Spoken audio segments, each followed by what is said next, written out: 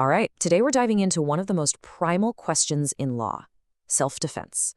With India's new criminal code, the Bharatiya Nyaya Sanhita, a lot of the rules have been clarified, but, the core dilemma, that stays the same. Where does the law draw that razor-thin line between protecting yourself and actually committing murder? So picture this. It's the middle of the night. You hear a crash downstairs, and yup, there's an intruder in your home. Your heart's pounding out of your chest. You know you have the right to defend yourself, your family, your stuff. But how much force is actually legal? I mean, could your act of self-defense be the very thing that lands you in jail? This isn't just some movie plot. It's a critical legal question.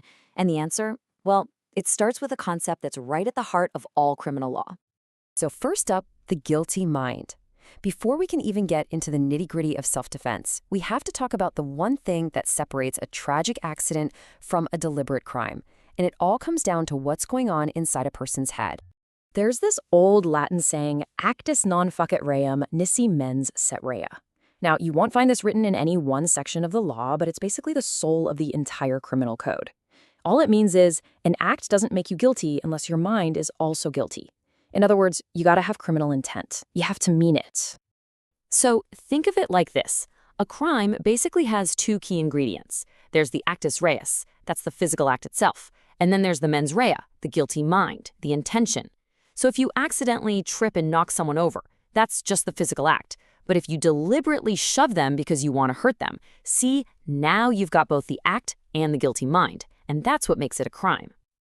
Okay, so that leads to a really interesting question, right? What happens when somebody does something harmful, but for whatever reason, they just can't form that guilty mind?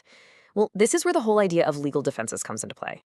Which brings us to our next section, justified versus excused acts.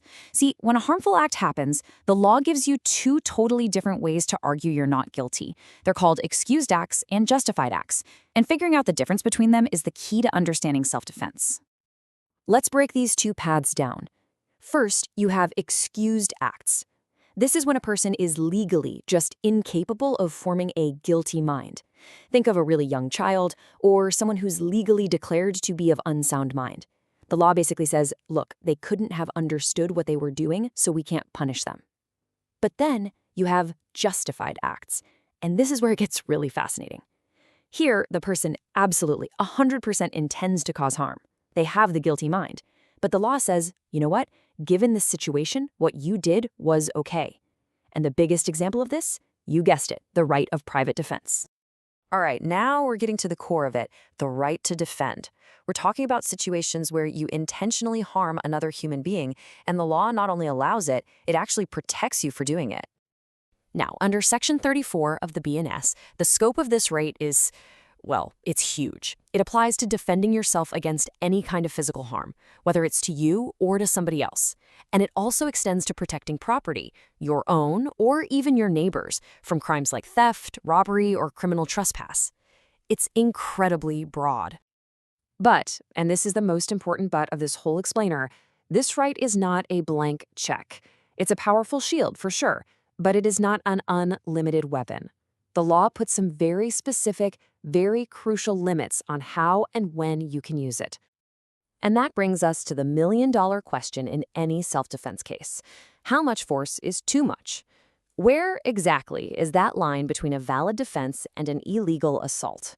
Well, the answer lies in the limits the law sets. So Section 37 of the BNS lays out the big rules. Rule number 1, proportionality. The force you use has to be reasonable and no more than what's necessary to stop the threat. Rule number 2, if you have time to get help from the police, you have to do it. This right is for moments when the state can't help you. And rule number 3, you generally can't claim self-defense against a public servant, like a police officer who's just doing their job. But it's that first rule, proportionality, that's where all the drama happens. To really wrap our heads around what more force than necessary means, let's go back to our home invasion scenario. Let's see how quickly things can go from self-defense to something else entirely. So, the family catches the thief.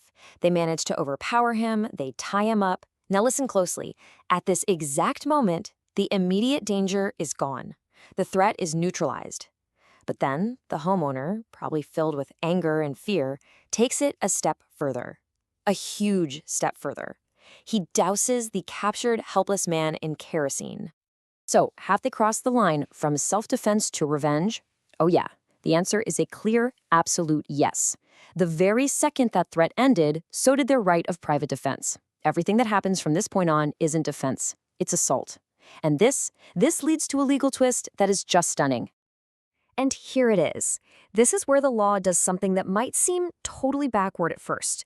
By using excessive, deadly force, the homeowners haven't just lost the right of private defense, they've actually just handed it over to the original thief. That's right. If the thief, who is now literally about to be burned alive, manages to break free and, in his desperate struggle to escape, injures the homeowner, the law could see the thief's actions as justified self-defense. Now, make no mistake, he's still guilty of the theft, but he's not guilty of the assault he committed while trying to save his own life. It's an incredible reversal. It all comes down to this one core idea. Private defense is a shield, not a sword. It's a right to protect yourself, not a license to punish someone. The power to punish, that belongs to the state, and only to the state. So let's bring this all home. What's the final takeaway? What's the bottom line here? It's all about a very delicate and, let's be honest, a very difficult balance that the law demands from us. The law gives you the power to be your own protector when the state can't get there in time. It acknowledges that basic human instinct for survival, but that power has an expiration date. It begins the moment a threat appears, and it ends the very second that threat is gone. And that's really the ultimate challenge, isn't it? The law is written down in calm, rational words in a book, but self-defense happens in moments of pure chaos, adrenaline, and terror. Knowing where the line is drawn is one thing, but being able to stay on the right side of it in the heat of the moment, well, that's another story entirely.